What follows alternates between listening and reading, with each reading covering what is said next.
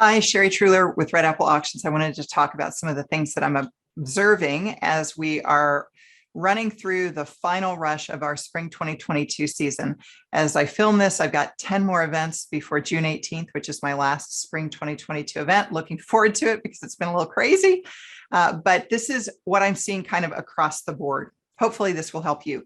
Number one, people want to socialize. I've said this before, but I'm going to reemphasize this. What does that mean for you? It means that you need to keep your program short and figure out your logistics to accommodate for that. Case in point, do you have a bar at the back of the room? Make sure that's shut down during the program. People are going to go to the bar if it's open. You can still service guests. You can take wine and beer around on trays and service them in that way, whether they're in a theater style seating, stadium seating, or if they're at tables being served wine during the meal, totally fine. They can still get their alcohol that way if that's part of your event. But this keeping the bar open, you're just going to invite trouble. Now, tied to this as well, logistical element is audio systems. I've talked before about the importance of audio.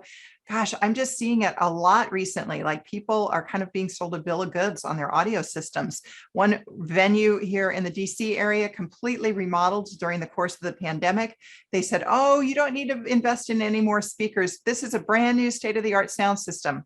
Well, it might be if the room is not an auction, but in an auction, you have got to have additional support of those speakers, specifically on the ground, can't be in the ceiling. So think about your sound system if this is a new venue for you, or just in the fact that you've got a louder crowd that's participating. Another big thing, when are we closing the silent auction?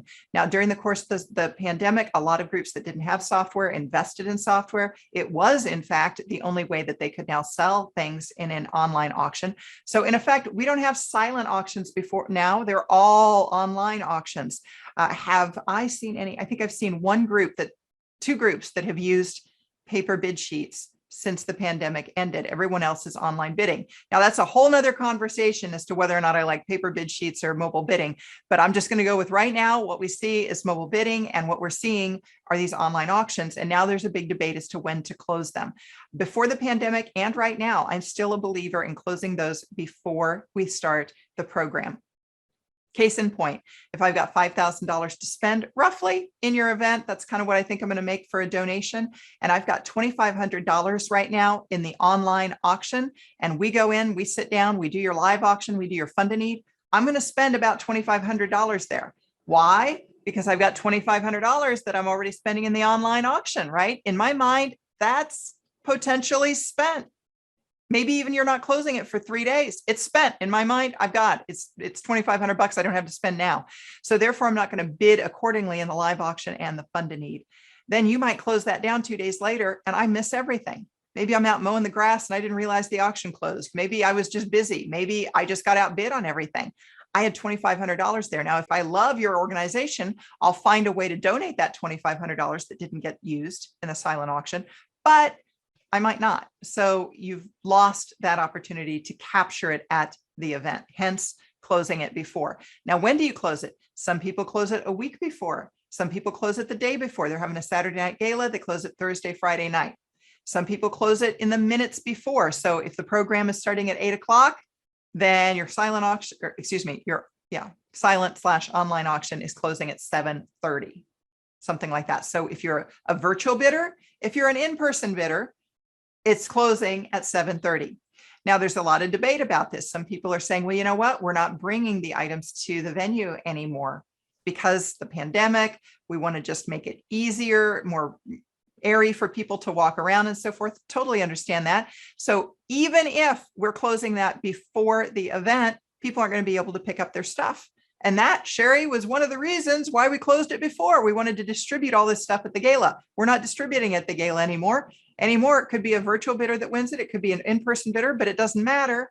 We're not bringing this stuff to the venue. We're going to ship it to them. We're going to make them pick it up. We're going to drop it off, whatever the case might be. So that's part of the reason why people are looking at disclosing these silent online auctions later, is they're not bringing the stuff anymore. And another reason is they want to put more of an emphasis on the silent auction. If you're closing the silent auction later, you're putting more of an emphasis on that. Their thinking is, well, maybe people aren't getting something in the live auction, they'll spend it in the silent. Friends, that works best I think if you've got a really rich silent auction, meaning you got great items, there's a few groups that I work with. I mean, some of these schools, my gosh, they've got great items in their silent and their live. They're selling $15,000 trips in both. They've got $8,000 trips in both. We see that happen. It's really a coin toss as to what makes it into the live auction versus the silent, because they're all these great trips, for instance. And I say trips because that tends to be where your big high dollar items is in those kinds of those trips, those vacation homes and so forth. So in those cases, they're like, well, yeah, we kind of, we're okay throwing some bones to the silent online auction because we got great stuff there. And I do understand that. But if you're an $8,000, $10,000, $15,000, $20,000 silent auction, you really shouldn't be putting more emphasis on the silent auction. I think you need to be looking more at the live, close it before, put the emphasis on the live and the fund and eat, and try to get the money in the room. Don't wait for people to try to give it to you after the fact. You really want to capture them while they are there. Did I get everything? I kind of jotted down a few things before I started talking, and I pretty much think I got those. So those are some of the things that I'm seeing right now. Maybe that'll help you as you're planning your event. If you're looking for additional resources, redappleauctions.com is a great place to start. You can set up a meeting with me there. If you're watching me on YouTube, feel free to just subscribe. I roll out a new video about, well, every 2 weeks for sure, if not earlier than that. As always, good luck to you in your fundraising auction.